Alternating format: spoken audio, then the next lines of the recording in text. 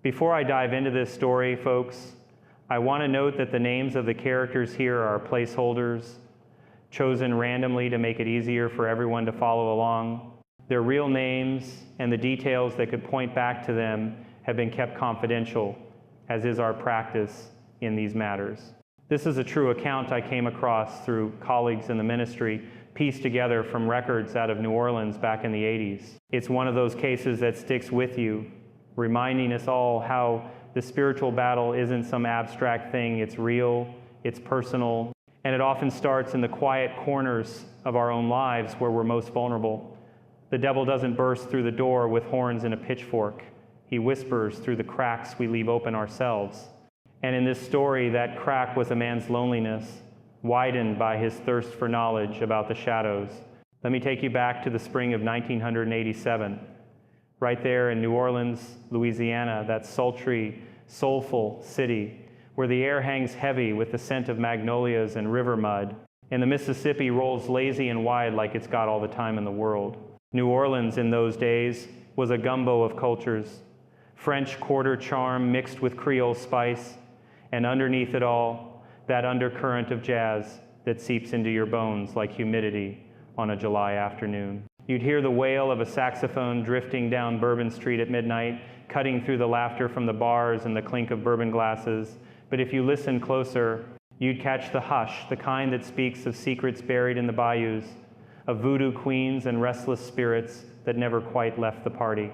It's a place where the line between the living and the dead feels thinner than a sheet of Spanish moss, and folks know it deep in their gut. I've been there myself on cases, felt that pull, that magnetic draw toward the unseen, and that's where our story opens, in the heart of it all. Picture this: Professor Elias Beaumont, a 52-year-old Cajun anthropologist, holed up alone in a cramped apartment right above an old jazz joint on Bourbon Street. The kind of place where the walls thrum with the bass line from downstairs till the wee hours, and the floorboards creak like they're telling tales of their own. Elias was a tall, lean man with a salt and pepper beard that framed a face etched by too many late nights poring over yellowed pages. His eyes, sharp behind those wire-rimmed glasses, had that glint of someone who's chased ghosts in books for so long, he's half convinced they're real. He taught folklore at Tulane University, just a short drive uptown past the mansions on Street Charles Avenue, where the streetcar rattles by like a memory you can't shake. His lectures were legendary in a quiet way. He'd spin yarns about Rougarou werewolves prowling the swamps, or the lowest spirits dancing in the shadows of Congo Square, drawing in students who came for the thrill but stayed for the chill that settled in their spines. But beneath that scholarly passion, Elias carried a weight that no textbook could explain, a bone-deep loneliness from a divorce 15 years prior. His wife, Marie, a fiery Creole woman with a laugh like summer rain, had walked out one humid August evening, suitcase in hand, muttering about his obsession with the past pulling him away from the life they could have built. No kids to tether them, no shared memories to soften the blow, just echoes.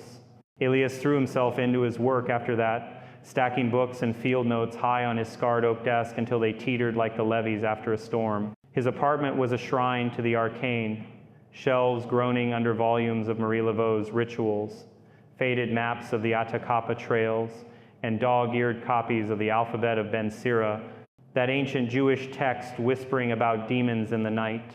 He'd brew chicory coffee strong enough to wake the dead black as the bayou at midnight and sip it while scribbling theories in the margins, chasing patterns in the folklore like a man hunting fireflies in the dark.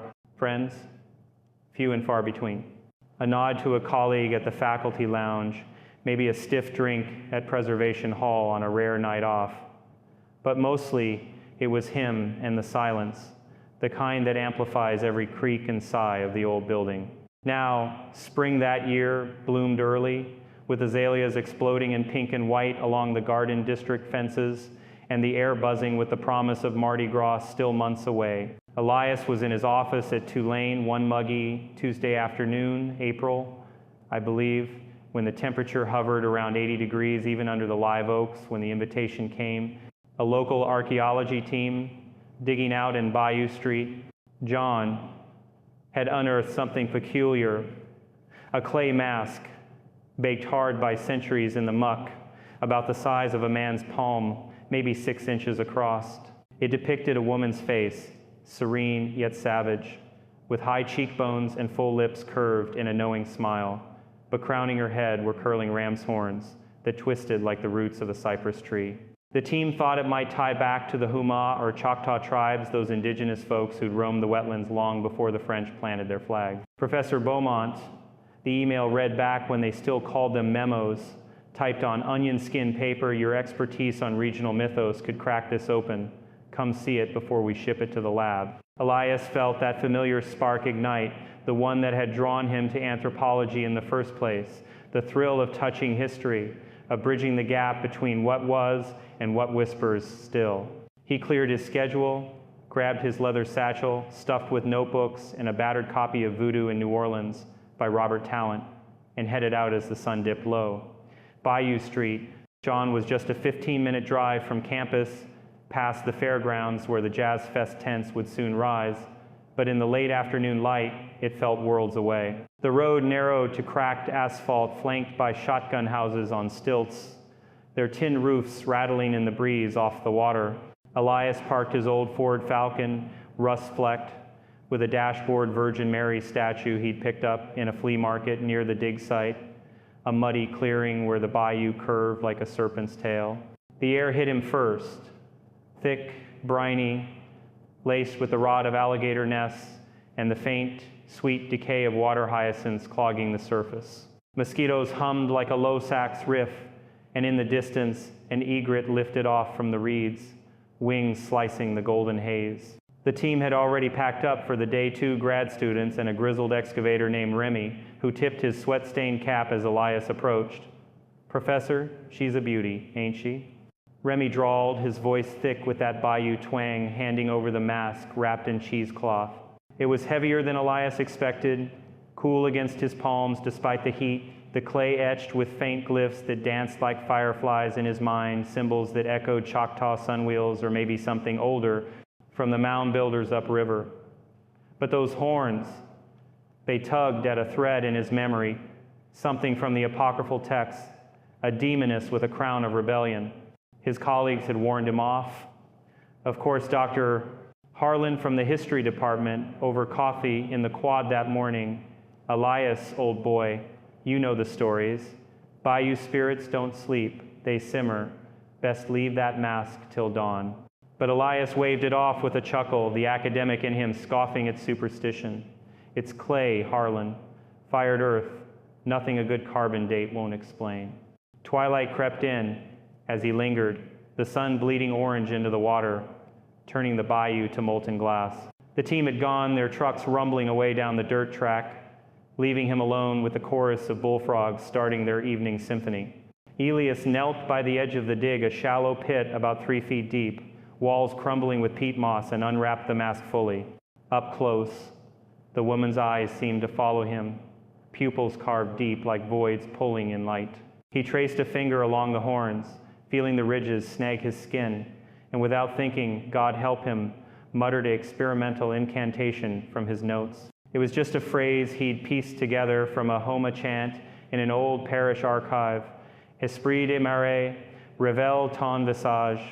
Something about spirits of the marsh revealing their face. Words for a paper, nothing more. But as his breath stirred the air, a chill slithered up his spine, sharp as a gator's tooth, cutting through the swamp's sauna warmth.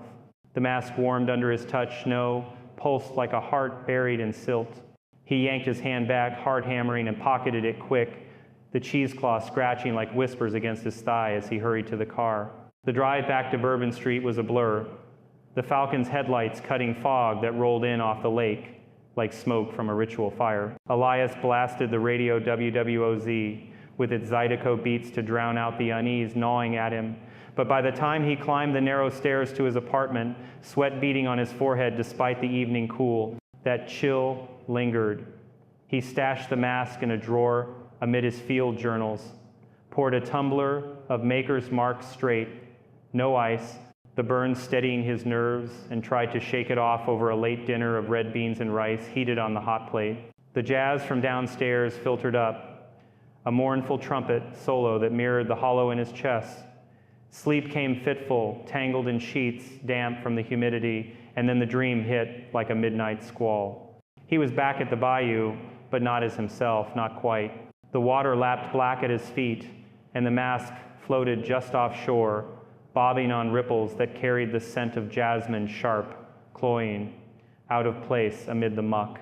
The woman's face turned toward him, lips parting in a smile that stretched too wide, teeth gleaming like polished ivory. Laughter bubbled up from the depths, feminine and lilting, wrapping around him like Spanish moss, soft at first, then tightening. I've waited for you a long time, scholar. The voice purred, sweet as pralines but laced with venom, slithering into his ears from every direction. Her eyes, those carved voids filled with stars, or were they eyes staring back? Elias reached out in the dream, compelled, his fingers brushing the clay once more, and the horns seemed to grow, curling toward him like invitations to a forbidden dance. He woke gasping, sheets twisted around his legs, the clock glowing 2 a.m. on the nightstand. The apartment was still, save for the distant hum of the freezer, but that jasmine lingered, faint, teasing the air like a promise unkept. In the days that followed, Elias buried himself in research, cross-referencing the mask's motifs with everything from Isaiah's prophecies to voodoo grimoires smuggled out of Haiti. He drafted notes feverishly, possible syncretism, biblical succubus overlaid on indigenous Earth Mother, horns suggest rebellion motif, confer Lilith in Babylonian exiles. It was exciting, electric, the kind of breakthrough that could land him a tenure review or a feature in the Journal of Southern Folklore. He mentioned the dream offhand to Clara Thibodeau, his colleague in history, over lunch in the Tulane cafeteria. Po' boys dripping remoulade, the air conditioner rattling against the 90-degree heat outside. Clara, a sharp-witted 45-year-old with flame-red hair pinned back and a penchant for rum neat, arched an eyebrow over her sweet tea. Elias, darlin', you sound like one of your own ghost stories. That bayou's got a way of sticking to you, better sage the place or something. He laughed it off, but her words echoed as he walked back to his office, the satchel bumping against his hip like a guilty secret. What Elias didn't see, what none of us see until it's too late, was that this was the first thread of infestation, the subtle hook of a spiritual invasion. In my years as an exorcist appointed by the Archdiocese of Indianapolis, trained under the watchful eye of the International Association of Exorcists in Rome, I've seen it time and again. The evil one doesn't charge in like a linebacker. He sidles up like a shadow at dusk, exploiting our hungers. For Elias, it was knowledge, that intellectual pride we academics cling to like a life raft.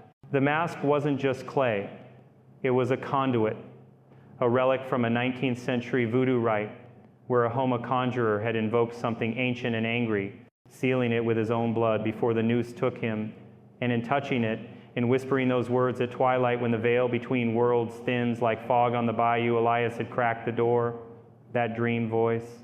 Note, imagination. It was reconnaissance, the demon scouting the terrain of his soul, mapping the fault lines of his divorce, the empty nursery that never was, the nights he'd spent arguing with Marie about ghosts that weren't worth chasing. Folks, if you're listening tonight, whether you're here in the pews or tuning in from some quiet living room in the Midwest, hear me on this. Curiosity about the darkness isn't wrong in itself. God gave us minds to seek truth. But when that seeking veers into invocation, into playing with forces we weren't meant to command, it's like wading into the bayou at flood stage without a boat. One wrong step, and you're pulled under. Elias Beaumont learned that the hard way, and his story unfolded over months, pulling in friends, faith healers, and even a priest who knew the score. But that first night, with the jasmine fading and the jazz sighing below, he rolled over, chalked it up to swamp fever or too much bourbon, and drifted back to uneasy sleep. Little did he know, the waiting was over. The scholar had been found, and the whispers were just beginning. As the weeks wore on, Elias threw himself into the mask's mystery, with the fervor of a man possessed, though, irony of ironies, that's exactly what he was becoming. He'd spend mornings at the university library, that grand old hall with its vaulted ceilings and the faint must of aged paper, flipping through microfiches of colonial records under the hum of fluorescent lights. Afternoons blurred into cataloging, sketches of the horns in his notebook, measurements precise to the quarter inch with a caliper borrowed from the anthrolab. Evenings, back in the apartment, he'd light a single bulb over his desk, a 40-watt, that cast long shadows like fingers across the walls, and pore over translations.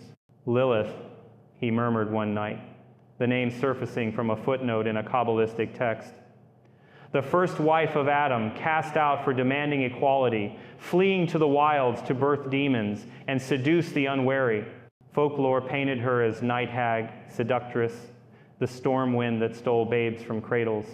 But in the Bayou twist, perhaps a syncretic queen, horns blending with loavives, clay fired in rituals under moss-draped oaks, it fit the mass gaze held that same defiant allure.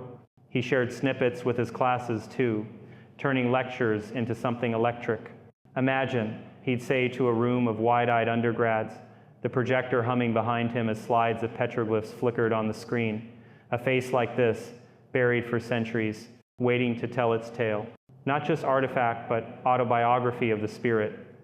The students leaned in, pencil scratching, but a few exchanged glances, whispers of Beaumont's on one again. Clara cornered him after one session in the hallway lined with corkboards, plastered in flyers for crawfish boils and poetry slams. Elias, you're glowing like you found El Dorado. But slow down, that thing's got you hooked deeper than a redfish on a jig. He brushed it off with a grin, clapping her shoulder. Clara, it's folklore. Stories to make sense of the chaos. What's life without a little mystery? Mystery, that's what he called it. But by mid-May, as the heat clamped down like a vice, temperatures pushing 95 with the heat index making it feel like 110, the anomalies crept in.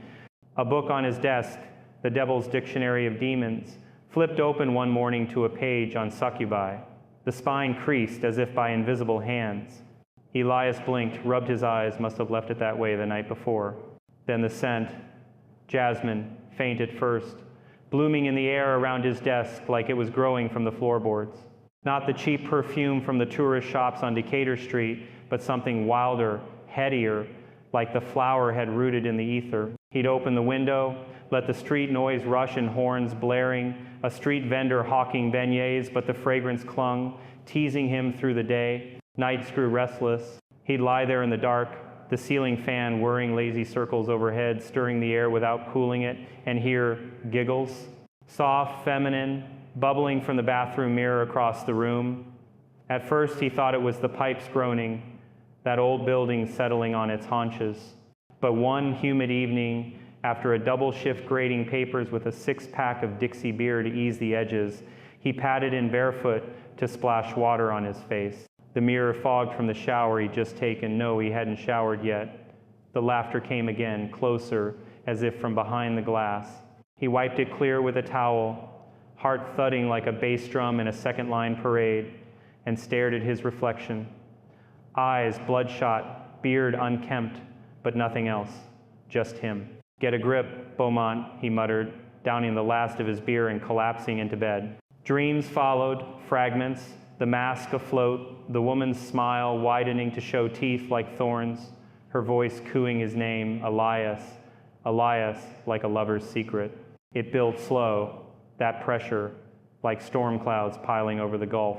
Elias doubled down on the research, drafting a proposal for a grant from the National Endowment for the Humanities, 20 pages on syncretic demonology in Louisiana wetlands, the Bayou Mask as case study. He mailed it off from the post office on Canal Street, the clerk stamping it with a thud that echoed his resolve.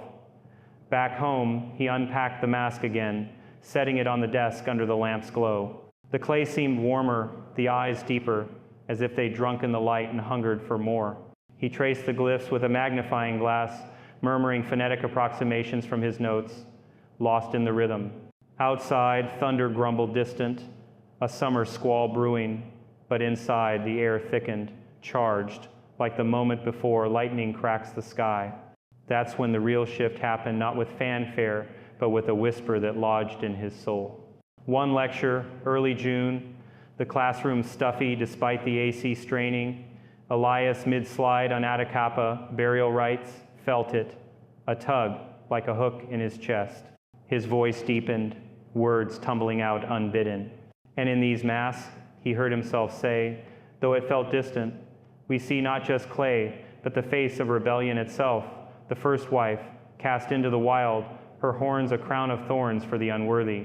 The class went pin-drop quiet, then a smatter of applause as he blinked back to himself, chalk dust on his fingers. Right questions? But inside, that chill returned, slinking up his spine like bayou water, rising after rain. Clara noticed, of course, pulled him aside after, in the parking lot where cicadas screamed from the palmettos. Elias, that was intense. You okay? Looked like you saw a ghost. He forced a laugh, the sun baking the asphalt into waves. Just passionate, Clara. The mask, it's unlocking something. She studied him, worry creasing her brow, then squeezed his arm.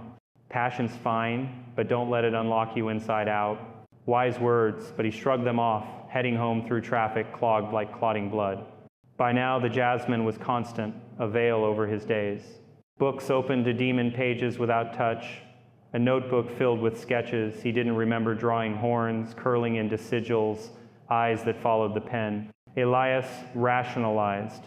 Stress, allergies to the pollen, thick as fog, maybe a touch of that New Orleans fever the locals joked about. He booked an appointment with Dr. Henri Duval, a psychiatrist at Charity Hospital downtown, a slight man with a French lilt and an office smelling of pipe tobacco. Describe the dreams, Professor, Duval said, notepad poised. Elias hesitated, then spilled. The mask, the voice, the chill. Duval nodded, clinical. Dissociative episodes, perhaps triggered by immersion in your subject. Common in high-stress fields. We'll start with a low-dose anxiolytic, 10 milligrams at bedtime. Elias left with a script, feeling foolish, the bottle rattling in his glove box like loose change. But the pills did nothing. If anything, they amplified the whispers. One night, post-rain, the streets slick as sin, Elias stumbled home from a solo bar, crawl 3 fingers of rye at the old Absinthe house, chasing ghosts with ghosts. The apartment door stuck, as if reluctant, and when he flicked the light, the mask drawer gaped open, cheesecloth spilled like entrails. He slammed it shut, heart pounding, and that's when the laughter came, not from the mirror, but from within, a giggle threading his thoughts like kudzu, waiting so long. He poured another drink, hands shaking, and phoned Clara at 1 a.m., voice slurred. Clara, it's nothing, just the city getting to me. She stayed on the line till he passed out, her voice a lifeline in the dark. Looking back, and I've reviewed the case files, spoken to the priests involved that spring was the setup, the devil's foreplay. Elias's loneliness was the chink in the armor, his scholarly pride the bait.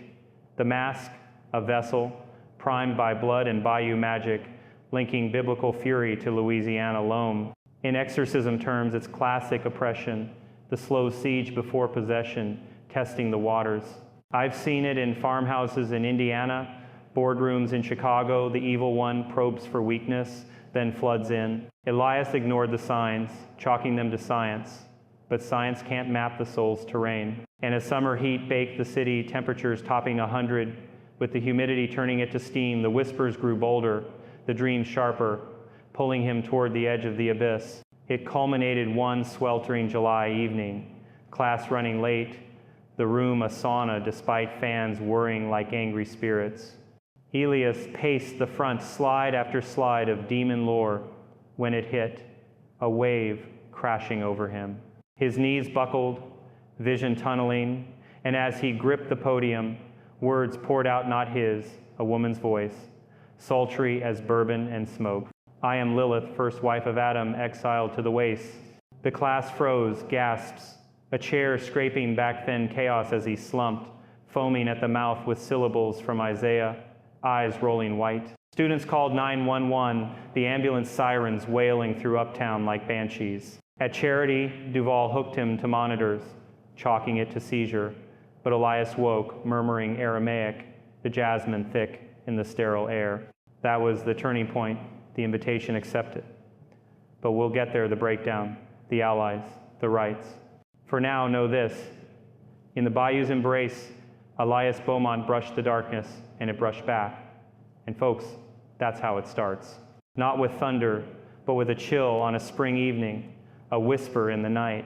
So guard your doors, your heart's the real one, and remember, the light of Christ cuts deeper than any shadow. Let's pause here. I'll pick up the thread in a moment. The ambulance ride to Charity Hospital was a haze for him. Sirens whooping through uptown traffic, the med techs barking questions he couldn't quite answer, his body slick with sweat under the scratchy sheets as they wheeled him into the ER bay. Monitors beeped like angry cicadas, and Dr.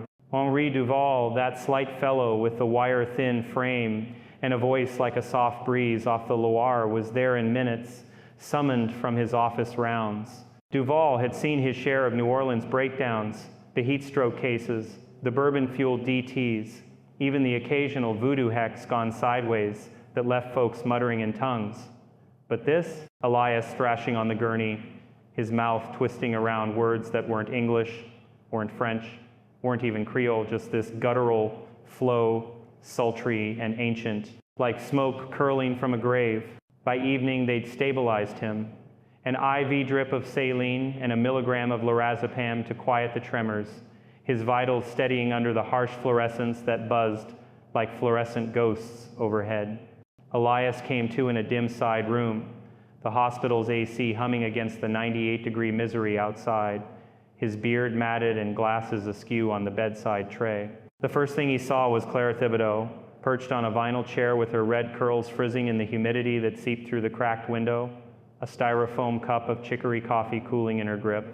"Elias, you scared the hell out of those kids," she said, her usual spark dimmed to a flicker of worry, reaching over to squeeze his hand, calloused from years of digging through archives, now limp as wet moss.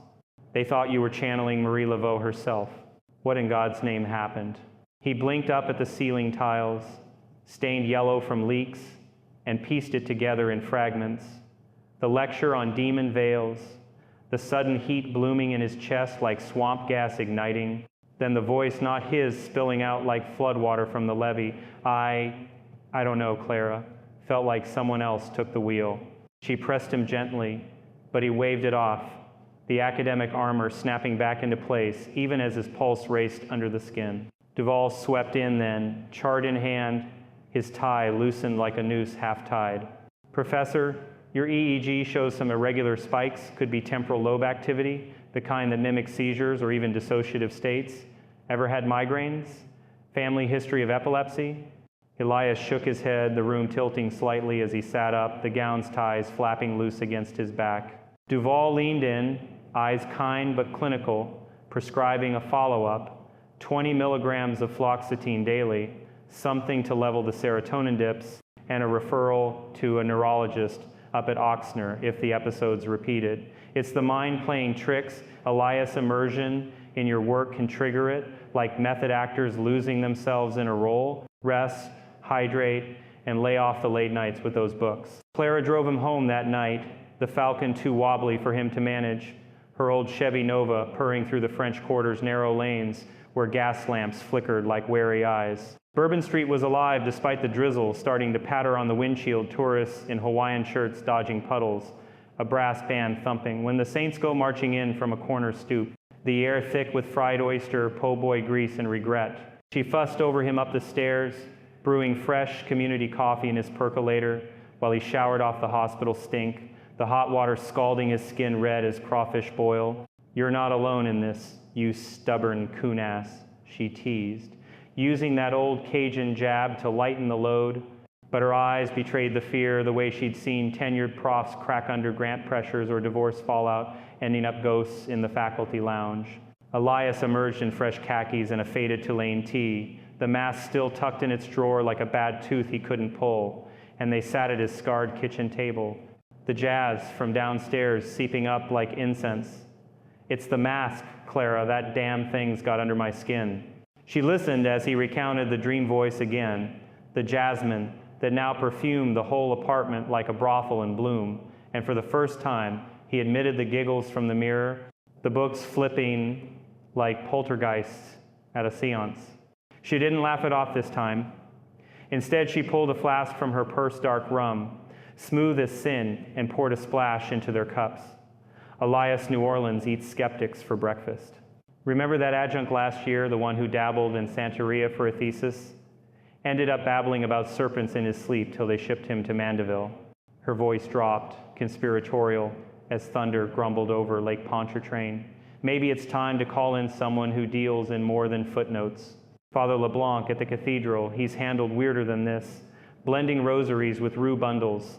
Elias snorted, the rum burning a path to his gut, but the seed took root. They talked till midnight, her stories of her own widowed mother's little charms against the night, a street Michael medal tucked under the pillow, prayers in patois easing the knot in his chest. When she left, hugging him fierce at the door, the rain she'd predicted hammered the tin awning outside, turning bourbon into a river of neon reflections. Alone again, Elias popped the first pill dry, chasing it with water from the tap that tasted of chlorine and old pipes. Sleep came grudging, the bed a tangle of sheets by dawn, but the dreams twisted sharper. The woman from the mask, her horns unfurling like storm branches, beckoning him into the bayou where figures danced at him with eyes like clay, Eve lurking in the reeds with a serpent's smile. He woke drenched, the clock reading 5 a.m., the apartment silent save for the drip of the faucet. But the jasmine clung heavier, woven into the curtains, and when he glanced at the desk, his notebook lay open not to his neat script, but to a scrawl in looping cursive he didn't recognize. First wife, equal in fire, cast to the wilds by the rib's shadow. His blood ran cold, fingers trembling as he slammed it shut, chalking it to sleepwalking or the meds kicking in funny. The weeks that followed blurred into a fever dream of denial and dived deeper. August scorched the city heat index, topping 100 to 5. The kind that wilts your will as much as the petunias in Jackson Square, and Elias's lectures veered wilder, like a pirogue caught in a riptide. He'd start with safe ground, Choctaw Mound rituals, the sacred dirt of Poverty Point, but midway through, his voice would drop an octave, words spilling unbidden about the exile's rage, the horns that pierced the veil of obedience. Students shifted in their seats, the old wooden desks creaking under the weight of unease, whispers rippling like wind through cordgrass. Beaumont's lost. It's swear he's got that voodoo stare. One girl in the front row, a poli-sci major from Baton Rouge with braids like river reeds, dropped his class the next day, emailing a polite note about scheduling conflicts. Enrollment dipped, deans raised eyebrows in hallway chats, but Elias pressed on, fueled by black coffee and the mask pull. He'd haul it to the office sometimes, hidden in his satchel like contraband, tracing its curves under the desk lamp during office hours, the clay warming to his touch as if alive. The anomalies piled up, subtle as silt but relentless. Books on demonology, Zeb Ben Shimon Halevi's Kabbalah tomes, even a dog-eared Malleus Maleficarum he'd snagged from a seminary sale would yawn open to passages on succubi when he entered the room, pages fluttering like startled birds. He'd find them later, stacked neat as he'd left them, but the creases lingered, accusing. The mirror giggles evolved, no longer echoes, but glimpses a shadow flitting behind the glass as he shaved, foam flecking the sink like sea spume, or a silhouette in the steam, curvaceous and crowned, vanishing when he blinked, sleep fragmented into catnaps on the couch, the TV droning infomercials for knife sets and miracle mops. But even there, the scent invaded, jasmine twisting with the stale popcorn from downstairs. Elias started a log, ever the scholar. Dates, times, triggers, 8 p.m., post-lecture, scent peaks after rum, voice in head, reveal me vessel. He pored over it mornings, cross-referencing with Duval's psych texts borrowed from the library, diagnosing himself with hypnagogic hallucinations, but the entries grew frantic, ink smudged by sweat-slick hands. Clara became his anchor, dropping by twice a week with gumbo from her pot on the stove shrimp and andouille thick as mud, cayenne biting back the chill in his bones. They'd sit on his wrought iron balcony, overlooking the alley, where cats yowled like lost souls in fire escapes, rusted in the perpetual damp, sipping a bead of beers that sweated beads down the bottles. You're fraying. Elias like a net in a hurricane, she'd say, her green eyes sharp over the foam. That Duval quack's pills aren't touching it. Let me drag you to Mass Sunday Street, Louis Cathedral, Father LeBlanc's got a homily that could wake the devil himself. He'd nod, appreciative but evasive, the rum flask making rounds as storm clouds brood over the river. Deep down, the loneliness gnawed harder, Marie's ghost flickering in his mind's eye, her laugh mocking from the empty chair, the divorce papers yellowing in a drawer like unread scripture. The mask fed on it, he sensed without saying, its eyes seeming to plead from the drawer, promising secrets to fill the void. Duval upped the dose in early September, 40 milligrams now, with a beta blocker chaser for the palpitations that hit like drum solos at Preservation Hall. Sessions in his office dragged, leather couch creaking under Elias, Duval's pipe smoke curling like question marks, probing dreams with Freudian pokes. This Lilith figure, projection of marital resentment, the horns as phallic rejection. Elias bristled, the room's paneling closing in like cypress knees. It's not Freud, Henri, it's folklore bleeding into flesh. Duval prescribed journaling, mindfulness apps on a clunky Walkman, but the nights worsened. One thunderous downpour, power flickering citywide, Elias bolted upright from a nightmare. The woman straddling the bayou waves, her form shifting human to goat-legged fury, whispering his sins. The nights he'd chosen books over Marie's touch. He stumbled to the bathroom, retching bile into the porcelain. And there in the mirror, clear as daylight despite the blackout, her face overlaid his, horns curling from his temples, lips smirking in red. That pushed him to Clara's doorstep next morning, rain still sluicing the gutters like tears from the sky, his Ford idling curbside on Esplanade Avenue where palm fronds slapped wet against the hood. She answered in a robe, hair tousled from fitful sleep of her own, and pulled him inside her shotgun house, cozy chaos of history texts and half-burned candles on the mantel. All right, enough we're calling LeBlanc today. But Elias balked, pride flaring like a match in the wind. I'm a scientist, Clara, not some tourist chasing ghost tours. This is stress, end of story. She fixed him with that Thibodeau stare, the one that had stared down grant committees and ex-husbands alike. Science explains the how, Elias, not the why. And if this why is clawing you hollow, you don't get to play lone wolf. They argued over beignets from morning call, powdered sugar, dusting the formica like graveyard dust, but he left unyielding, the mask burning a hole in his thoughts. Labor Day weekend hit like a hangover, parades snaking through the quarter, floats dripping Spanish moss and brass blaring till your ears rang, the air a stew of barbecue smoke and spilled daiquiris. Elias skipped the revelry, holing up with the artifact, the apartment, a sauna at 88 degrees, even with windows cracked. He unwrapped it fully, setting it on the desk like an idol, the clays weighed about a pound. He'd weighed it once on a postal scale, anchoring him as he sketched furiously, horns as mathematical spirals, eyes as vortices pulling light. Hours bled away, the sun arcing west, and without warning, the voice returned, not dream-soft, but embodied, his throat tightening as if throttled by silk. I am Lilith, it purred through his lips, his hand unbidden snatching a pen to scrawl her tale on the walls. Eden's equality shattered by Adam's clay rib, Eve's whisper of subservience, exile to the Red Sea's foam where she birthed a legion in rage. The words flowed in his script now, but laced with flourishes, alien cursive curls like serpents.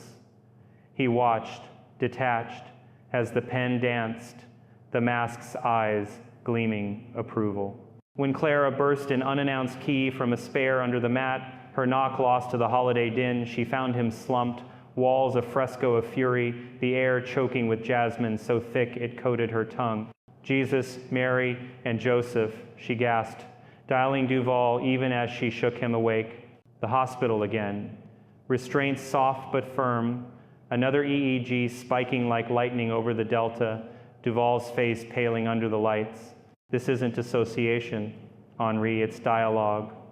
Elias rasped as they wheeled him down, but the meds silenced him, a fog rolling and merciful. Clara waited vigil, rosary beads clicking in her pocket, borrowed from her mama's old box, whispering Hail Marys into the void. In the quiet aftermath, as September's dog days waned and the first cool fronts teased from the north, dropping temps to a bearable 82, Elias discharged with a cocktail of scripts rattling like maracas in his pocket. Duval referred him to a specialist in Atlanta, but the drive felt like surrender. Back home, the walls scrubbed clean by a neighbor kid for $20 and a six-pack, he faced the mirror, his reflection hollow-cheeked, eyes shadowed like the bayou at dusk. The mask stared from the drawer, innocent clay once more, but he knew deep in the marrow where faith should root that it lied. Lilith's story lingered, her bikitch a hook, the first rebel, equal forged from earth like Adam, spurned for demanding parity, fleeing to deserts where scorpions whispered her name. Mother of Lilim, night stalker of scholars and solitaries, she preyed on minds like his thirsty for forbidden lore, brittle from loss. The Homa rite, a twisted seal, that long-dead conjurer etching her Vive into clay with blood under a hunter's moon, invoking her for vengeance on slavers before the rope sang his end. Elias traced the glyphs anew, fingers numb, realizing the mask wasn't artifact but anchor, tethering her fury to his frame. Clara's pleas grew insistent dinners at her place on Dumaine Street, where gumbo simmered and jazz records spun on a vintage turntable, Louis Armstrong's gravel croon a balm, rest, Elias. Hand the mask to the museum, let it gather dust in a case with a plaque. But he couldn't. The research consumed him. Proposals rewritten in fevered nights, emails to folklore journals buzzing in his inbox like flies on roadkill. It's my breakthrough, he'd insist, voice cracking over E2 the rum flask emptying faster. She saw the hook, that scholarly arrogance, the sin of Babel, building towers to touch the divine without bending knee. In my training with the International Association, back in those dimly lit halls in Rome, where incense hung heavy as history, they drilled it home. Demons don't storm the gates. They slip through as desires, mirroring our deepest wants. For Lilith, it was Elias's intellect, his isolation, a vessel primed by divorce's salt, now brimming with her bile. By mid-month, the episodes escalated. A faculty mixer at the Columns Hotel, crystal chandeliers dripping light like honey, and Elias mid-conversation with the dean small talk on tenure tracks over Sazerac's fizzing tart when the shift hit. His glass slipped, shattering on the Persian rug, and the voice hijacked. Exiled for equality, I wander the wastes, claiming what the garden denied. Colleagues froze, murmurs rippling like spilled bourbon, the dean patting his back awkward as a pat on a hot stove. Too much absinthe, Beaumont? But Clara, there with her rum punch, knew better bundled him out to her car, the Garden District's live oaks arching overhead like judgmental saints. This ends now, Elias, LeBlanc or bust. He relented at last, the mask's weight in his satchel, a stone, dragging him down as they motored to the cathedral that Sunday. Street Louis loomed on Jackson Square, its triple spires piercing the blue like prayers unanswered, pigeons scattering from the steps as they climbed. Father Etienne LeBlanc waited in the rectory, a sturdy black man of 60, skin like polished walnut, his slow drawl laced with the cadence of Delta sermons and Congo Square chants. Vestments hung loose on his frame, a silver crucifix glinting at his throat, but his eyes held the fire of one who'd stared down Rougarou tales and real hexes in the 70s oil bust. Professor Beaumont, he greeted, voice rumbling like thunder over the levee, gesturing to a scarred oak table laden with beignets and community coffee steaming in mugs. Miss Thibodeau here says you've brushed the veil. Tell me plain, no footnotes. Elias spilled it all, the dig, the touch, the dreams morphing to daylight thefts of his voice. LeBlanc listened, fingers steepled. The room's stained glass windows casting jewel tones on the walls, ruby reds and sapphire blues dancing like Loa at a peristyle. When the Lilith name dropped, the priest's brow furrowed, a shadow crossing his face like clouds over the bayou. Ah, child, that one's old, as Eden's dust, fierce as a gator mama. Biblical whisper in Isaiah, fleshed in Jewish tales, refused to lie beneath Adam, flew to the seas, birthing demons by the score. Syncretized here in the Delta with Vaudown queens, horns twisting with Vives. Your mask? Likely a Grizz gone rogue, that Homa brother calling her for justice against the chains, but paying with his soul. He leaned forward, the crucifix swinging. This ain't madness, Elias, its invitation answered. But the Lord's got the last word, if you claim it. Clara exhaled, the tension easing like steam from the pot, but Elias gripped the table edge, knuckles blanching. Father, I'm no believer facts over faith. LeBlanc chuckled, deep and earthy, pouring more coffee. Faith's the fact that holds when facts fail, son. Start small. That medal round your neck, prayers before bed. And the mask? Bless it first. Don't burn bridges with the dark till you light the way. They left with a street, Benedict chain in Elias's pocket medal, cool against his chest, and a promise for weekly chats. Driving back, the spires shrinking in the rear view, Clara grinned. See? Not so bad. But Elias felt the stir. The jasmine spiking anew, a giggle threading the AC vents. Yet he dove back in. Arrogance, the devil's finest lure. Labs at Tulane yielded crumbs, clay dated to the 1800s, traces of red ochre and bone ash in the matrix, but no exorcism rites in the scans. Emails flew to experts, a rabbi in Brooklyn on Lilith lore, a Vodun priestess in Port-au-Prince on syncretic seals, replies trickling in like hesitant rain. Nights, the voice coaxed. Unleash me fully, scholar knowledge unbound. He'd wake scrawling, walls creeping back to madness, pills forgotten in the drawer beside the mask. Clara's worry hardened to resolve, her rum-fueled pep talks turning to ultimatums. One more episode, and I'm hauling you to LeBlanc's confessional myself.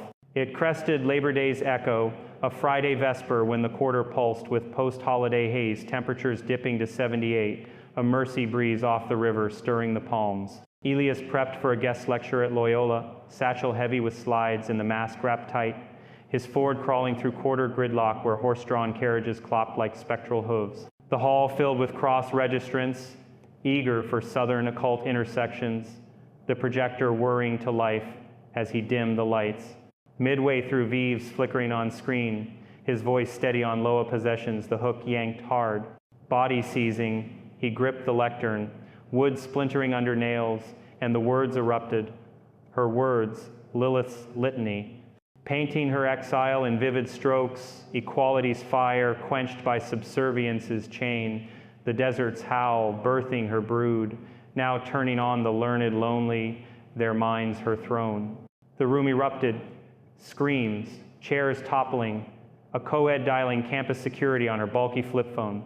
Elias collapsed amid the shuffle, foam flecking his beard, the mask tumbling free from the satchel to clatter on the stage, horns glinting under the emergency lights like a challenge. Security hauled him to the green room, Clara arriving breathless from a nearby cafe, her face ashen as she cradled his head.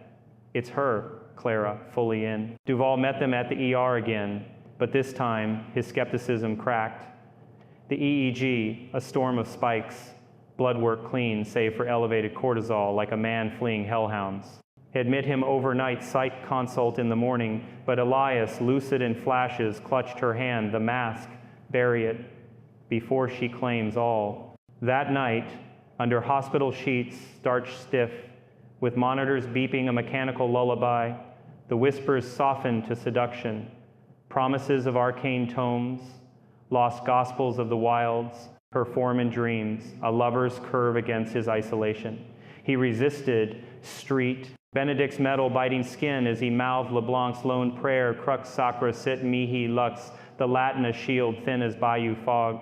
Dawn broke humid, Clara smuggling in cafe au lait, her resolve steel. We're done denying, Elias. Father LeBlanc today full bore. And as ambulances wailed outside, the city stirring to another sticky day, he nodded, the arrogance fracturing like the mask might one day.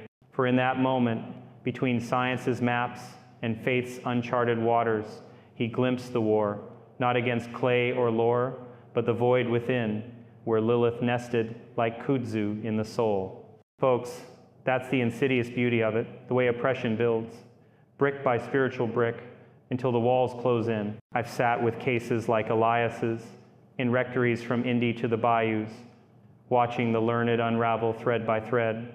The devil doesn't need force, he needs consent, whispered through our hungers.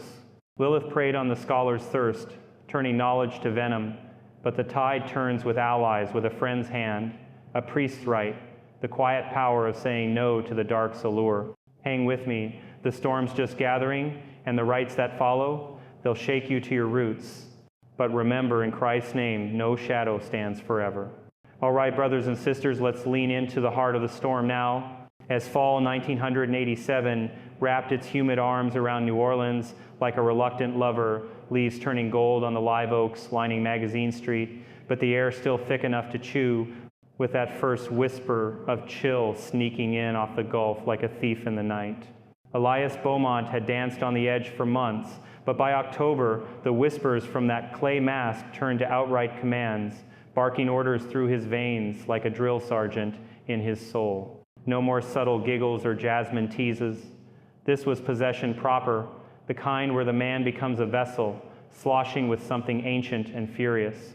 I've pored over the journals from Father LeBlanc's files, the ones smudged with holy water stains and hurried Latin scribbles, and it paints a picture that'd make your skin crawl if you weren't anchored in prayer. Elias wasn't just hearing Lilith anymore, he was her megaphone, her puppet with a PhD, and the fallout. It ripped through his world like Hurricane Camille's ghost. Picture the shift hitting full throttle during a routine faculty meeting at Tulane, mid-month, in that stuffy conference room overlooking the oak-draped quad where students hustled between classes, backpacks slung like Bodens. The dean's office had called it to discuss curricular adjustments, code for budget cuts, that axe adjunct lines like kindling, but Elias arrived late, his Ford Falcon sputtering up from a parking spot half a mile off, the satchel with the mask bumping his knee like a nagging conscience.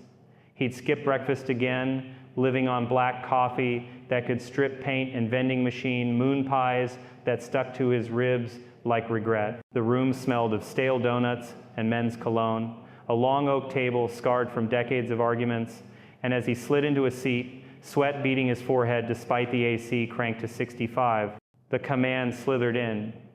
Accuse them, they kneel like the ribbed one. His pen flew across the notepad unbidden, ink bleeding into frantic loops. Colleagues as Eve's submissive shadows, chaining knowledge to domestic altars, betraying the first fire for scraps from the tree. He looked up, voice cracking the air like a whip. Gentlemen and ladies, he spat, eyes locking on Dr. Harlan, the history chair with his pipe clenched like a talisman. Your syllabi reek of capitulation, footnotes to forgotten queens. You're all Eves, groveling for tenure's apple while the horns wait in the wilds. The room went tomb silent, then erupted. Harlan choking on his coffee, a junior prof spilling her notes in a clatter of binders. The dean red-faced under his comb-over, banging the gavel like it was Judgment Day. Beaumont, have you lost your marbles? This isn't a seminar, it's protocol. But Elias surged on, the words tumbling foreign and fierce. Lilith's venom lacing every syllable about academic patriarchs, exiling the equal spark for safe harbors. Security was called two burly campus cops in ill-fitting polos who bundled him out amid murmurs of breakdown and sabbatical bait. By evening, the email came, temporary suspension, pending psych eval, his office keys collected like a criminal's effects. Elias stumbled home through twilight streets where gas lamps hissed to life, the quarters crowds parting around him like he carried plague, the mask's weight in his satchel, a lead anchor dragging him down. Nights became his unraveling, folks a descent into the French Quarter's underbelly that'd shame a sinner on Ash Wednesday. With the days empty now, no lectures to structure the chaos, no office to hide, and Elias roamed after dark, the suspension letter crumpled in his pocket like a death warrant. Bourbon Street called like a siren's wail, neon signs buzzing hurricanes and hand grenades and electric promises, the air a cocktail of spilled beer, fried alligator po' boys, and that faint rot from the river a block away. He'd start at the old Absinthe House, nursing emerald shots that burned green fire down his throat, the wooden bars scarred from Lafitte's era, bartenders with tattooed arms slinging tales of pirate ghosts. Lilith urged him on. Seek the flesh, scholar, fill the void they left. And he did, eyes glazing as he scanned the crowd. Tourists in beads, locals with that easy sway. A brunette in a sundress laughing over a frozen daiquiri, her curls catching the light like Spanish moss in moonlight. One such evening, October 12th, a Friday with the moon fat and low over the levee, he zeroed in on her, a transplant from Chicago nursing a Pimm's cup at a high-top table near the jazz stage. Her name was Lena or Leela. He never caught it clean, but her laugh cut through the clarinet's trill, pulling him like a hook. Conversation flowed oiled by liquor. Her job at a gallery on Royal Street, his sabbatical from the university, lie slipping easy as the beads around her neck. Lilith purred approval, his hand brushing hers bolder than his nature. And soon they tumbled out into the alley fog, her back against cool brick, his lips tasting salt and surrender. Back at his apartment stairs, creaking under their stumbles, the door slamming like a seal, the frenzy peaked. Clothes shed in a trail to the bed, her nails raking his shoulders as he lost himself in the rhythm. The jazz from downstairs thumping counterpoint. But midway, the shift. His thrust turned mechanical, voice dropping to that feminine hiss, equal in the act, or nothing, and she froze, eyes widening in the dim lamplight. What the hell, man? You're scaring me. She bolted, dress clutched like armor, leaving him sprawled amid tangled sheets, the room spinning slow as a carousel from hell. Dawn found him alone, the pillowcases twisted witnesses, but worse were the marks. 3 parallel scratches down his chest, red welts rising like claw tracks from an invisible beast, beating blood in lazy rivulets. He traced them in the bathroom mirror, steam fogging the glass, the giggles returning, full-throated now, echoing off the tiles. My sign, beloved proof of the wild's embrace. No woman had done that. Lena's nails were manicured nubs. Elias bandaged them with gauze from the medicine cabinet left over from a sprained ankle years back and popped Duval's latest script, 60 milligrams of sertraline, chased with tap water that gurgled like accusation. But the days blurred into a haze of repetition. Mornings staring at the ceiling fan's lazy spin, afternoons wandering Jackson Square where tarot readers eyed him wary, sketching V's in the dust with a stick. Evenings the same hunt, a blonde from the Audubon Zoo crowd one night, a tattooed artist from the Faubourg Marigny, the next waking to fresh gashes, shallower but insistent, like a lover's persistent claim. Worse still were the hallucinations, bleeding into daylight like ink in water. Marie's ghost took root, not the warm memory of their early days, picnics under the willows in City Park, her head on his shoulder as paddle boats cut the lagoon but twisted, mocking from the shadows. He'd catch her in peripheral, lounging on the fire escape outside his window, cigarette dangling from painted lips, laughing that silver peel turned razor-edged. Chasing clay skirts while I chase dreams, Elias. How's the bed feel empty now? One afternoon, mid-October gale rattling the shutters, winds gusting 30 knots off the lake, he sat at his desk, the mask propped like a judge, and she materialized full, perched on the bed's edge in her old sundress, the one from their honeymoon in Biloxi, but her eyes hollow as the bayou voids. You drove me out for your ghost, she sneered, voice overlapping Lilith's purr. Now they're driving you mad. Fitting end for a fool with a beard. He lunged, hands passing through mist, toppling a lamp that shattered on the pine floors, shards glinting like broken promises. The room emptied of her, but the echo lingered, burrowing into his chest like hookworm in the soil. By late month, the isolation cracked him open wider, his frame whittling down, pants hanging loose on hips that once filled them sturdy, cheeks hollowing under the beard like carved cypress. Sleep fled entirely, replaced by manic bursts. He'd pace the apartment till 3 a.m., the floorboards groaning under socked feet, dictating essays to a cassette recorder that whirred like a confessor. The fall reversed, Lilith as academic liberator, one tape labeled, his voice pitching between his baritone and her silk. He'd mail them blind to journals, the Southern Review, Folklore Forum, postage stamps licked with trembling tongue, convinced of genius amid the madness, bills piled on the hall table. Electric at $120 from the AC, running nonstop. Rent overdue by 2 months. The landlord, a grizzled Sicilian from the lower ninth, pounding the door with threats of eviction. Clara's visits turned desperate. She'd find him shirtless, scratches bandaged, crooked, the air choking with jasmine and unwashed despair. It was All Saints' Eve, Halloween, when the quarter bloats with costumed revelers, streets clogged from canal to esplanade with witches and zombies swigging from go-cups that Lilith escalated, summoning her ally like a queen calling hounds. Elias had ventured out, the mask tucked in his coat like a talisman, drawn to the preservation hall, where the clarinet wept dead man blues through open doors. The crowd pressed close, a woman in a feathered mask brushing his arm, flirtation or fluke, but inside the command thundered, "Bring the destroyer, let the abyss sing." Back home, storm winds howling off the river at 40 miles an hour, rain lashing the windows like flung gravel. He collapsed at the desk, hands clamping the mast's horns till knuckles split. The air thickened, charged as pre-thunder, and a new voice intruded, not hers, but bass deep, rumbling like gravel in a grave. "I am Abaddon, angel of the bottomless pit, releaser of locusts to scour the unrepentant." Elias's body arched, spine cracking audible, his mouth stretching wide as the words poured not feminine seduction, but masculine fury from Revelation's scrolls. The star fallen, key to the shaft, smoke billowing to eclipse the Sunday. Abaddon wasted no eloquence on backstory at first. He acted. Elias's arms flailed, sweeping books from shelves, Zev's Kabbalah crashing to the floor, pages splaying like wounded birds, the Malleus thudding against the wall with a meaty smack. "The city of sin shall drown in its own levees," the voice bellowed through him, Elias's own throat raw as if gargling glass, hurling prophecies, floods swallowing the quarter, jazz silenced by screams, the cathedral spires toppling into the abyss. He smashed a fist into the desk, splintering wood, blood welling from split skin, then turned on the mirror elbow, shattering the glass in a spiderweb of cracks, shards raining like judgment. The rampage lasted 20 minutes, leaving the apartment a war zone.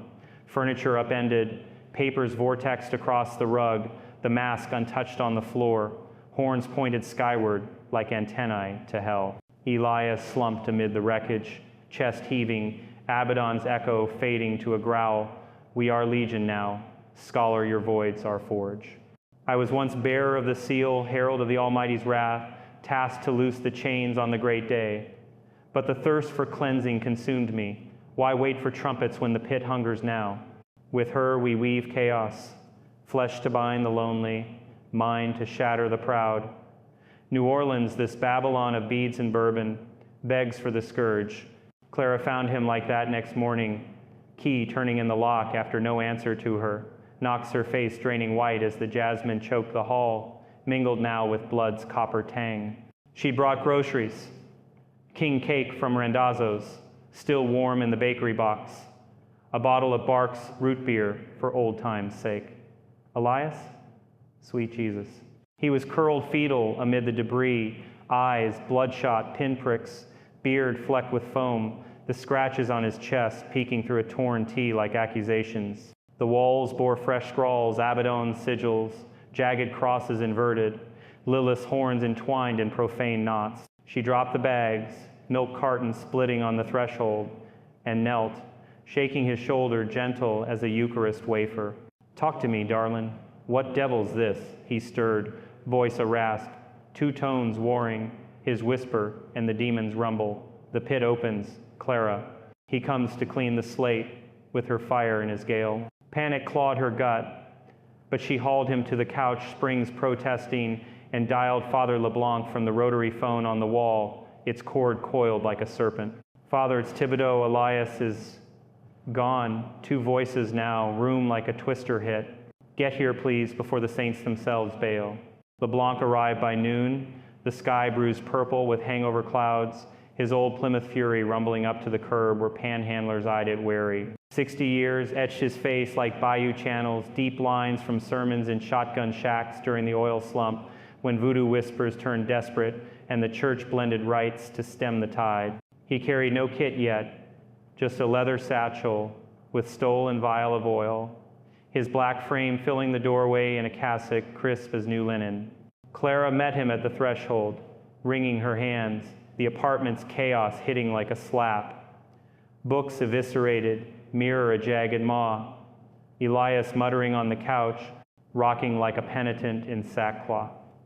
"Father, he talks of pits and horns, says the city's doomed."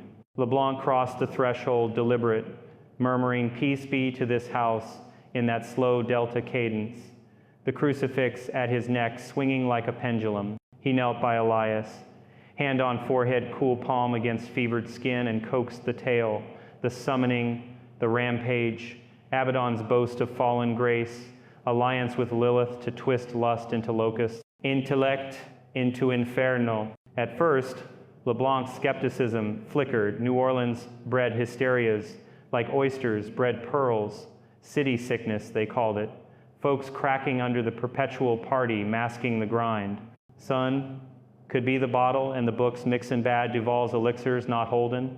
But as Elias locked eyes, the shift came swift, body rigid as a board, then levitating 3 feet off the cushions, legs dangling limp, spine arched concave like a bow drawn for the abyss. The air hummed, charged with ozone tang, papers rustling in an unfelt breeze, and from his lips tumbled Aramaic gutturals, ancient curses from the Dead Sea Scrolls. LeBlanc, recognizing the cadence from his Rome training, back when he'd shadowed Capuchins on desert digs. Elias's form twisted midair, limbs contorting unnatural, arms folding backward at elbows, head lolling to show whites rolled full, a guttural chant rising. Azazel's host awakens, the star worm devours the Crescent City. LeBlanc crossed himself swift, oil vial uncorked to anoint the brow sandalwood, and chrism cutting the jasmine fowl whispering in nomine patris, till the body dropped, thudding soft, Elias gasping like a beach scar. Clara clutched the doorframe, knees buckling, her rum-hardened heart pounding like a bass drum in a funeral march. What in the living hell was that? LeBlanc rose steady, face grave as carved mahogany, pocketing the vial. That, child, was no fever dream, preternatural signs, plain as the scars on his chest. Levitation, glossolalia in dead tongues, classic markers of infestation, the diabolic foothold. He paced the wreckage, boot-crunching glass, mind-racing to protocols from the Rite of Exorcism, that leather-bound manual from 1962, updated but unyielding. Elias stirred, murmuring, "The bishop must warn the flock," but LeBlanc hushed him gentle, helping to the kitchen chair, splintered but sound. "We'll need higher sanction. Miss Thibodeau, Archdiocese, eyes on cultural blends like this, voodoo veins running deep in the Delta faithful. But I've seen it before. 75, that oil widow on Rampart, levitating pews till we bound her with ruined relic." He placed the call from the Cathedral payphone that afternoon, quarters clinking like offerings to Archbishop Philip Hannon, the silver-haired shepherd of New Orleans since the 40s. Voice gravel from chain-smoking camels and consoling storm widows. Hannon, ensconced in his Napoleon Avenue residence with its wrought iron balconies overlooking the avenue's mansions, listened stone-faced over the line, the receiver heavy as a crozier. "Etienne, another Bayou brew? We've danced this tango since Vatican. To folklore and fiends, the flock crying wolf on every hex bag. But levitation, Aramaic, send the prelims, I'll review with the vicar."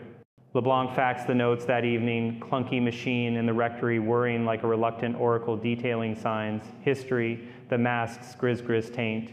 Hannon mulled overnight, prayers in his private chapel lit by beeswax stubs, then greenlit by dawn.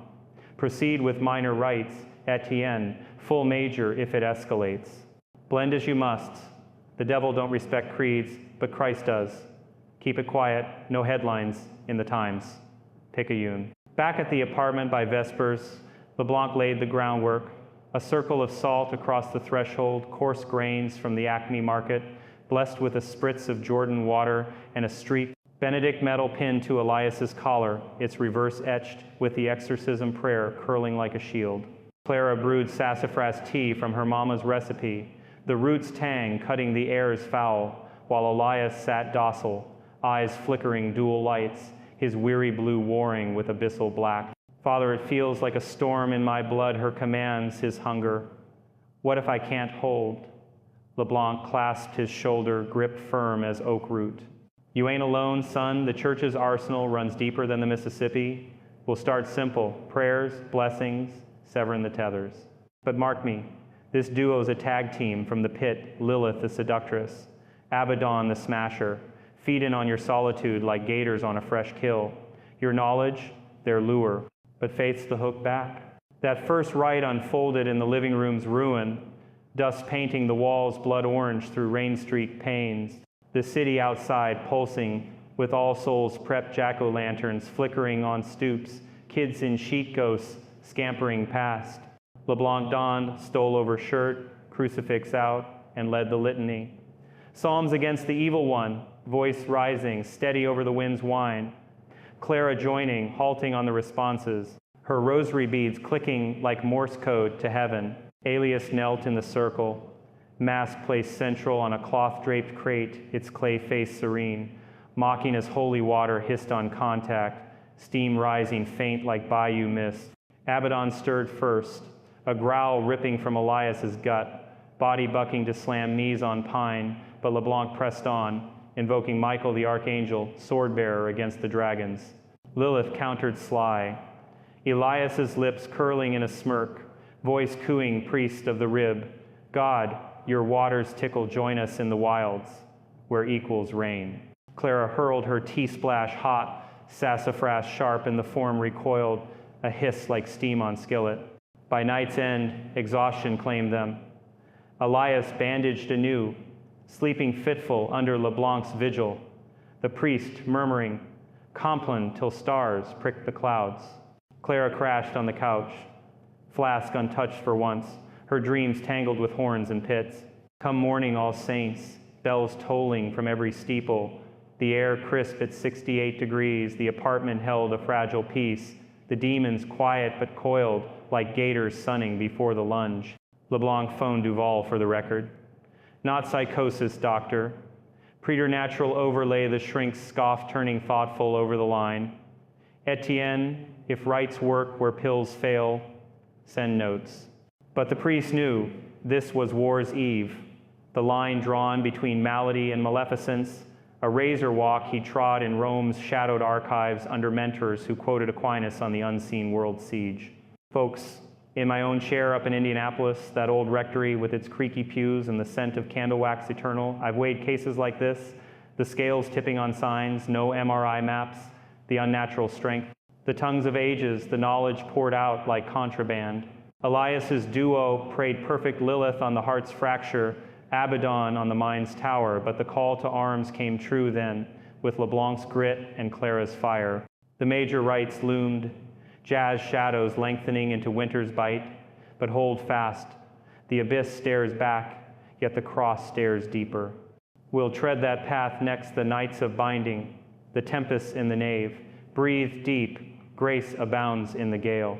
Now, my friends, as November 1987 settled over New Orleans like a wool blanket soaked in river fog, temperatures dipping to a merciful 58 degrees at night, but the humidity clinging stubborn as a grudge, we crossed into the thick of the fray, those exorcism sessions that tested every soul in the room like gold in a refiner's fire.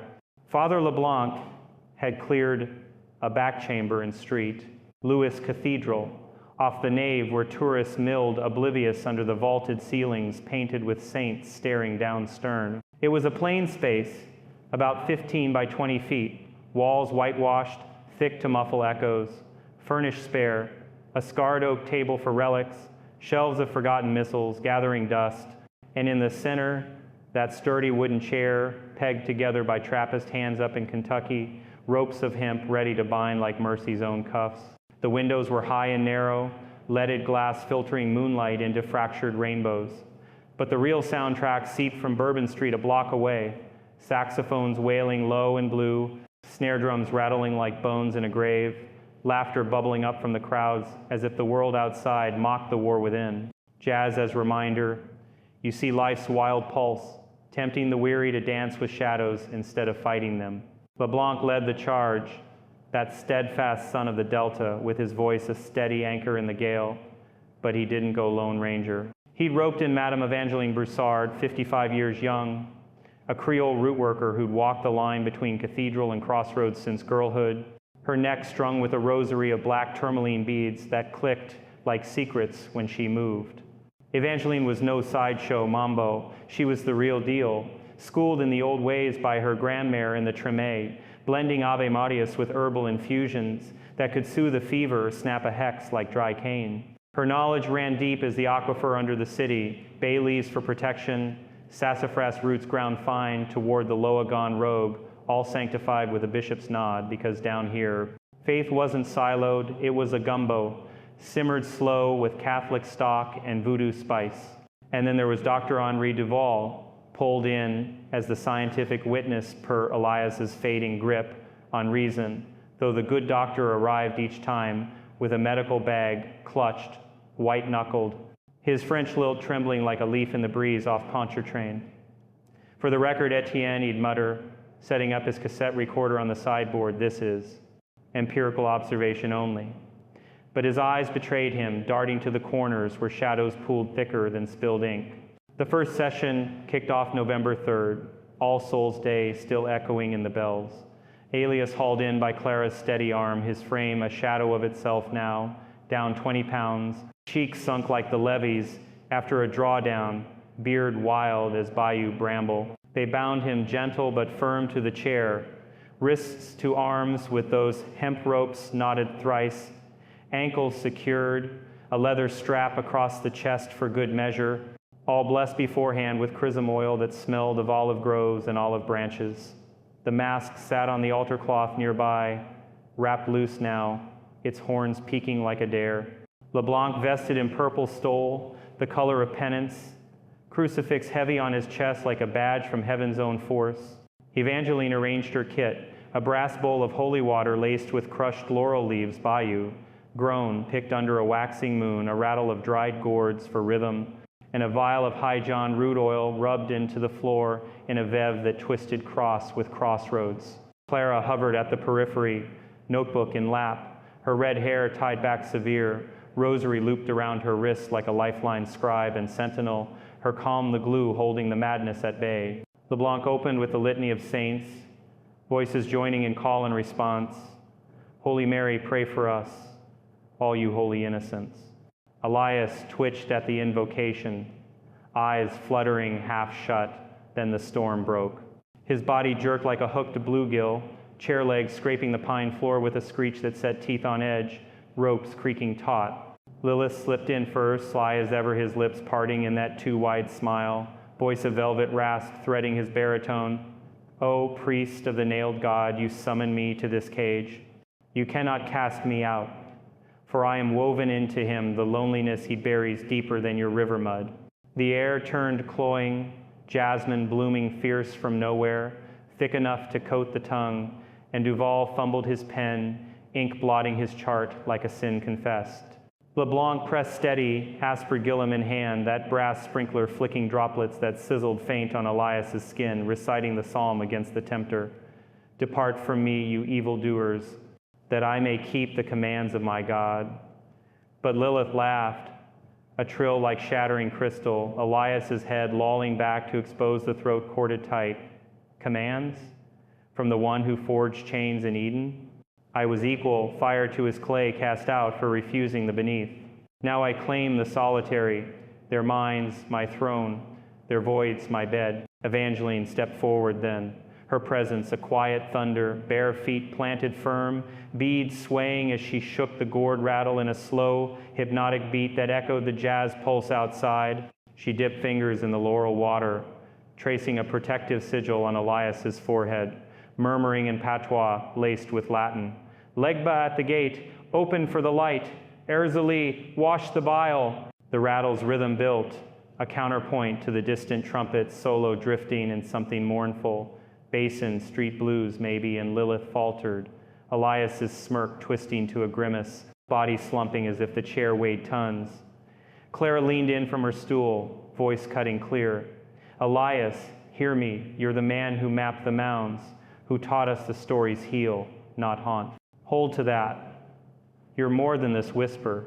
It was her role. That voice of reason amid the right's roar, reminding him of lectures in sun-dappled halls, Grant's one on grit, the spark that lit students' eyes, a flicker in his gaze, blue breaking through black, a nod faint as fog lifting. But Abaddon wasn't one for whispers. He crashed the gate like a barge breaking locks.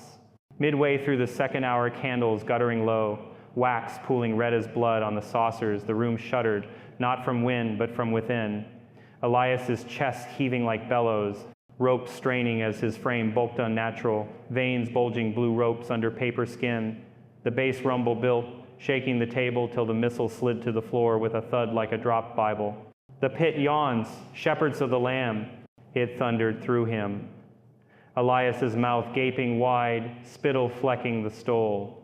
Books from the shelf, LeBlanc's worn Douay Reims, Evangeline's herbal codex lifted in a whirlwind, pages flapping frantic like trapped birds, slamming walls with meaty thwacks, candles snuffed in a gust from nowhere, plunging the room to ember glow, shadows leaping tall as the rafters. Duval yelped, scrambling back against the door, his recorder whirring frantic tape. Anomalous kinetic lord, preserve. Abaddon roared on, prophecy spilling venom. The abyss shall swallow this Sodom of sacks and sin waters rising 40 feet to choke the spires, jazz drowned in the mud of the fallen. LeBlanc didn't flinch. He'd faced twisters in his boyhood shacks, spirits in the oil field revivals. He grabbed the aspergillum anew, hurling arcs of laurel water that steamed on impact, chanting the minor exorcism in French patois for the local grain. Au nom du Père qui te banit, sors de cet homme, out in the name of the Father who banished you. Evangeline amplified, her rattle frenzying to a blur, voice rising in a Cajun lullaby, twisted fierce dormez, ombres mauvais, sous la croix du bayou sleep, evil shades. Under the bayou's cross, the melody weaving counter to the chaos, pulling Lilith's hiss to a whine, Abaddon's growl to gravel. The books dropped mid-air, thudding harmless like spent shells, candles reigniting with pops of flame as if God himself struck the match. Clara's prayers joined, Ave after Ave, her notebook forgotten, hand outstretched, though she stayed outside the circle, that invisible line of salt, and will keeping the fray contained. The sessions stretched like taffy, pulled hot 3 hours that first night, bleeding into 4 by week's end, each one a siege, leaving them wrung. Elias bore the brunt, mid-right, his nails grown ragged, raked his cheeks in frenzy, drawing blood in furrows that wept crimson down his neck, staining the collar white. LeBlanc staunched with cloths dipped in the bowl, murmuring absolutions, while Evangeline applied a poultice of comfrey and myrrh, the herb's earth tang cutting the jasmine's rot. Stranger still were the expulsions. Elias retching bile onto the floor, not vomit, but oddities, slick and writhing black feathers from a crow's wing, matted with bayou slime. Or once, a coil of what looked like dried vine, thorns pricking the mop as Clara swabbed it up with a grimace. Unclean spirits flee in fragments. LeBlanc explained later over chicory in the rectory, his hands steady pouring but eyes ringed dark as the moon's eclipse. Duval cataloged it all, voice quavering into the mic, extracorporeal ejection, biological impossibility, but by the third rite, he crossed himself unthinking when a feather brushed his shoe. One night, November 18th, when a tropical squall rolled in unannounced, winds howling 60 knots off the Gulf, rain sheeting the cathedral's gargoyles like tears from stone eyes, Abaddon peaked in fury biblical. The room bucked like a ship in cross-chop, chair legs gouging the floorboards deep as plow furrows, Elias's body thrashing so violent the ropes frayed to threads. The demon seized his tongue for prophecy raw. Hark, Crescent City, 2005, the bowl overflows, 20-foot surge drowning the bowls, beads floating in the flood, saints submerged in the salt, a vision of Katrina's shadow, years hence, the levees cracking like eggshells under the weight. Duval's recorder skipped, tape snarling, while Evangeline's rattle cracked a gourd in the gale. LeBlanc met it head on, Bible open to Revelation's counter, the Lamb's victory over the beast booming back. The Lord promised the rainbow, not the ravage. Your pit is sealed till the trumpet destroyer be gone in his rainbow's oath. He flung the full bowl's contents, laurel flecks scattering like buckshot, and the air split with a crack like lightning indoors. Elias slumping limp, the storm outside mirroring the hush within. In the lulls, those brief mercies when the demons coiled back, licking wounds, Elias surfaced, human and haunted, sweat-soaked and shivering in the chill draft from the hall. One such gap, mid-December now, frost rhyming the windows at 42 degrees. He locked eyes with Clara across the circle, her face pale but fierce in the candlelight. Clara, I fear I'll lose at all the words, the wonder, me. His voice cracked, raw from the roar, fingers twitching against the ropes. She edged closer, defying the salt line just an inch, grasping his bound hand calluses to calluses, scholar to survivor. You won't, Elias. Your knowledge ain't curse, it's the light that led you here, the map out of the mire. Hold it, we're your compass. Tears tracked his beard, mixing with blood smears, and for a heartbeat, the jasmine faded, jazz outside, shifting to a hopeful swing. Do you know what it means to miss New Orleans? Like grace in melody. These rites weren't fireworks. Folks know Hollywood smoke or instant eurekas. They were marathons of the spirit, hours grinding like millstones, each session peeling layers of the infestation like onion skins, bitter and sharp. LeBlanc's hybrid faith shone, Latin invocations rolling thunderous, then softening to Creole pleas that wove the saints with the ancestors, Evangeline's herbs bridging the gap where dogma alone might falter. Duval evolved too, his shakes giving way to notes, fervent phenomenal resilience in subject, suggest interdisciplinary protocol, scribbling theories on psychosomatic expulsion that filled journals later. Clara anchored it human, her logs meticulous, prayers fervent, the rum flask left home now for water from the cathedral font. And Elias? He fought from the chair's heart, glimpses of will flashing, reciting folklore fragments, twisted pure. The tale tames the terror, his mind's forge, refusing the demon's bellows. Yet the nights wore on, December solstice looming dark as pitch sessions till 2 a.m. The city winding down to snores and streetcar clangs, Bourbon's jazz fading to a saxophonist's last lonely refrain. Abaddon battered the walls till plaster dust sifted like ash from Pompeii.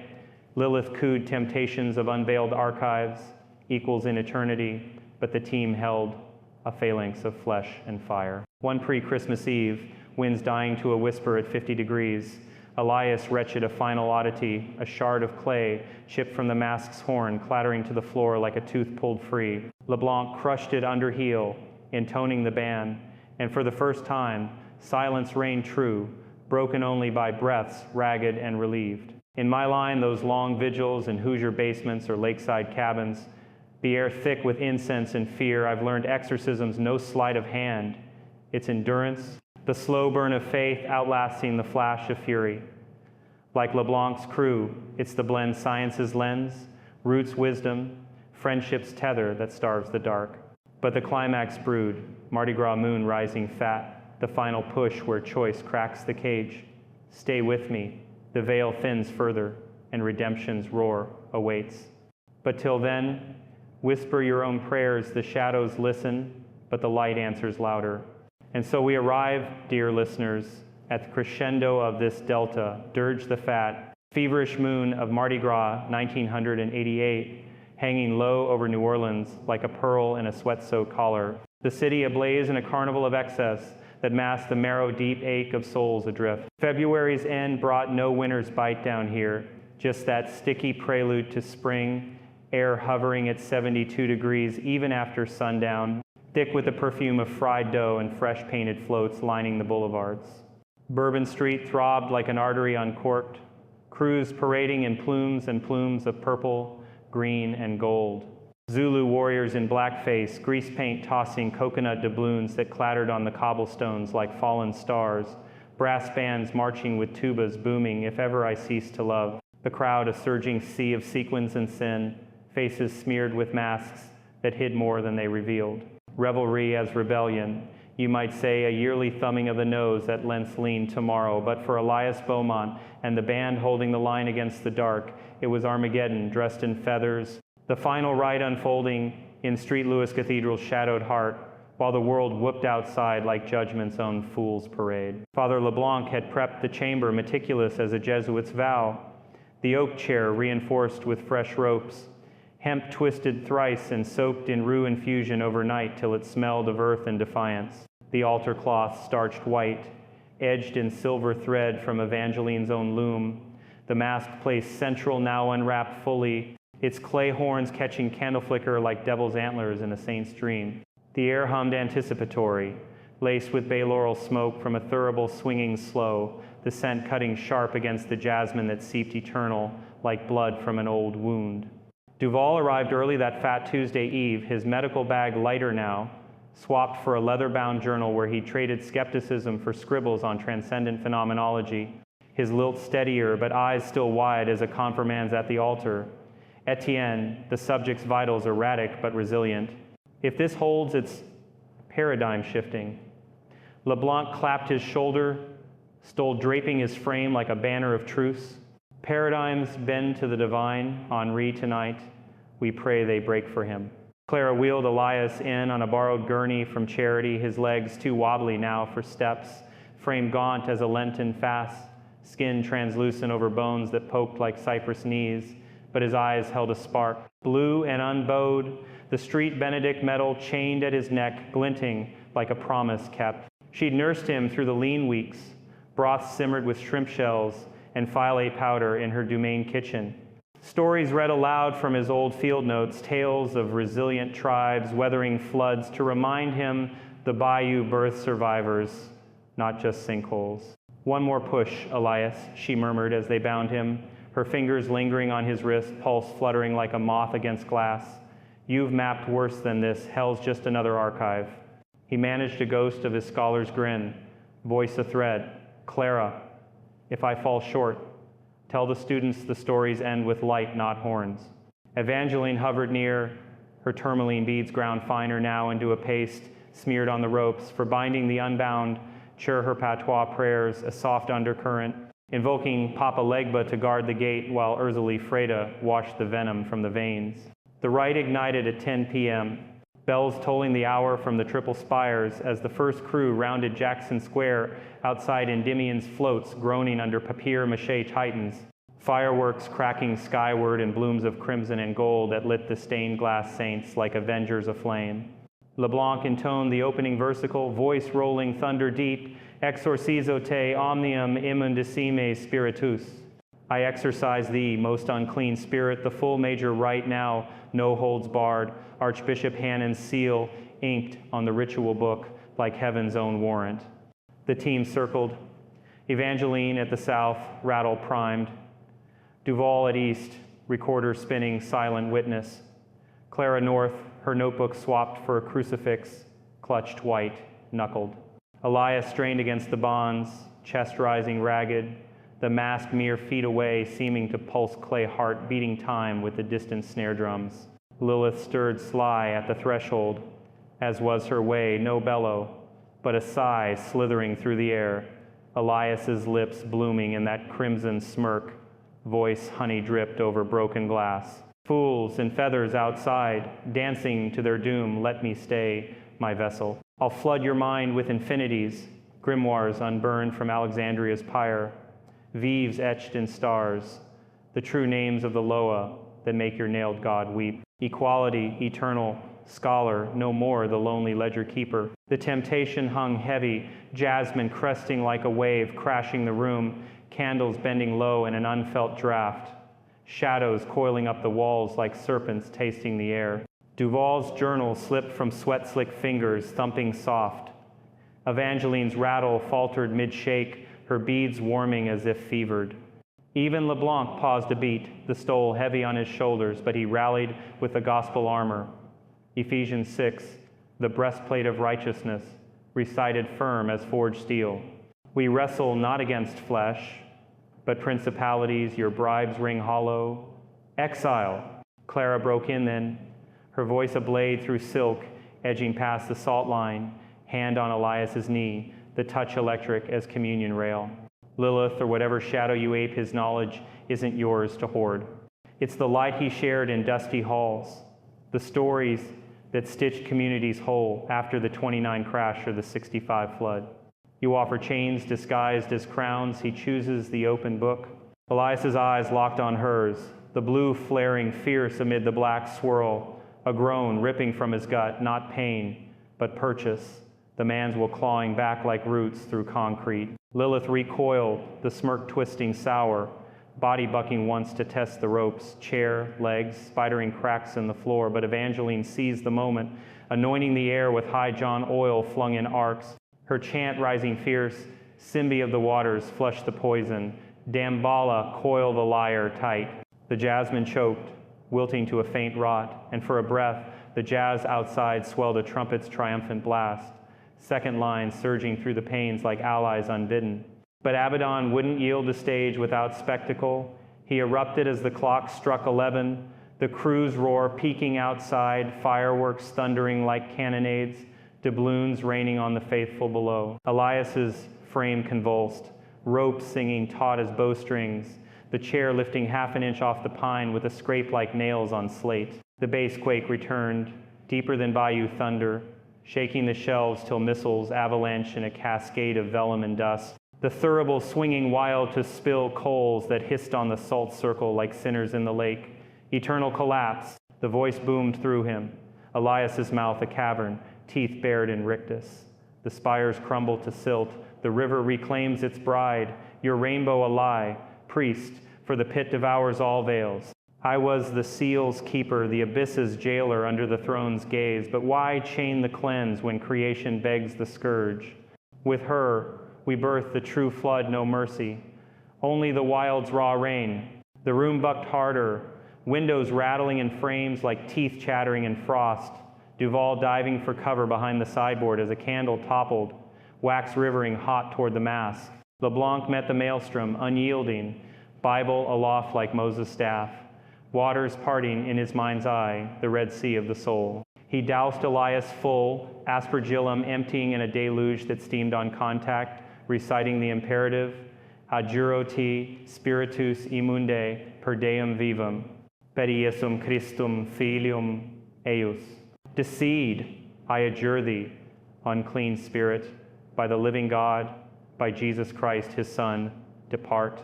Evangeline amplified, her voice a whirlwind now rattle blurring to frenzy, feet stamping a counterveve on the floorboards, invoking the ancestors' chain. Baron Samedi, lock the gate. Maman Brigitte, bury the bone. Clara pressed closer, crucifix to Elias's brow, her whispers fierce over the din.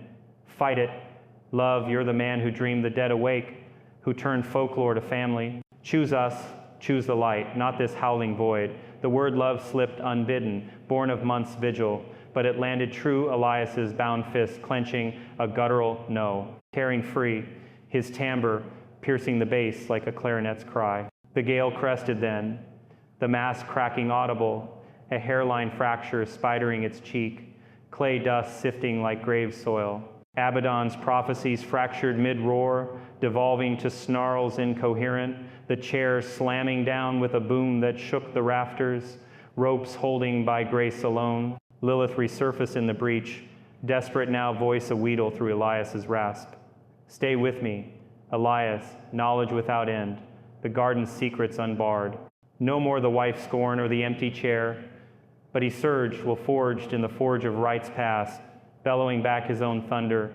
No, I choose life, the flawed, full one, with jazz and jest, and her hand in mine, the name unsaid, but Clara's grip tightened, tears carving tracks through the salt on her cheeks. The air split with a wind howl, not storm, but exodus gusting from the circle's heart, snuffing every flame to black, the mask shattering full in a burst of shards that flew outward, then reversed, imploding to powder fine as ash, horns crumbling to nubs like broken oaths. Silence crashed after, profound as the calm eye in a cyclone, the room still, save breaths heaving ragged, jazz outside, distant now, a saxophone's fade like a sigh release.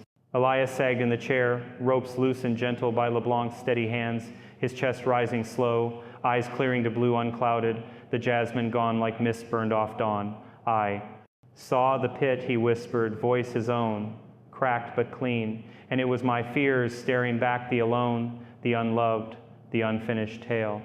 Duval rose shaky, journal reclaimed, murmuring resolution, complete, while Evangeline gathered the dust in a linen cloth, sealing it with a murmured, back to the marais, where it belongs. Clara unbound him fully, arms wrapping fierce as he slumped into her, the embrace a bridge from ruin to renewal, months of shared vigils blooming unspoken to something tender, a spark kindled in the right's embers. They wheeled him out post-midnight, the parade's tail end snaking past a final float of Bacchus in his chariot. beads arcing overhead like blessings deferred. But for Elias, the carnival's chaos held new hue, not mockery, but mirror to survival's sway. He didn't stride the halls of Tulane come spring. The body mended slow, broths and bedrest his syllabus, the beard trimmed neat under Clara's steady hand. The dark folklore, shelved like a siren's call too costly, replaced by a manuscript born of the ashes. Communal currents, healing in the human archive, pages typed on her old underwood, in their shared domain double dedicated to her, the words, "To the voice that called me home." LeBlanc and Evangeline wove into the weave, Sunday suppers in the rectory, gumbo laced with grace, the priest's sermons richer for the scars, the root workers' beads now a necklace shared at their quiet wedding that June simple under the cathedral's eaves, with Hannon presiding and Duval toasting to paradigms reborn. Elias found footing in the lighter lore, jazz lore, the unsung harmonies of Basin Street, leading workshops at the Preservation Hall where horns wailed welcome, no shadows in the score. Duval pivoted his practice, papers piling on sacred synapses where mind meets mystery, lecturing at med rounds on the spirit's stake in the flesh. And the tale? It rippled soft through New Orleans groves, whispers in faculty lounges over café au lait, cautions in Treme Botanicas where sachets sold swift, the mask's dust. Evangeline bore it back to Bayou St. John under a hunter's moon, burying it deep in the muck with a vive scratched, fresh, murmured sleep.